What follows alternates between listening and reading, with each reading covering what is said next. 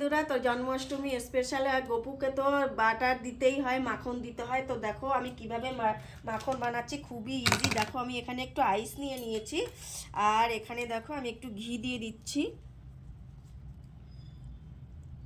দেখো ঘি দিয়ে দিলাম। এবার এটাকে খুব ভালো করে ফেটাবো।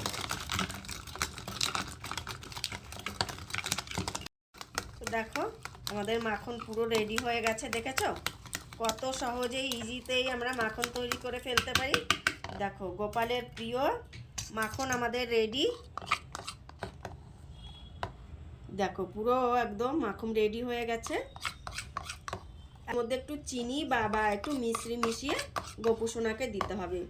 তো দেখো রেডি হয়ে গেছে আমাদের একদম মাখন। আর এই যে আমাদের গোপু সোনা বসে আছে, দেখো বাবু খেয়ে নাও।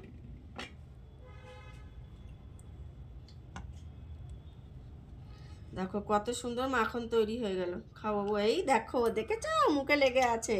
তো কেমন লাগলো অবশ্যই কমেন্টে জানিও।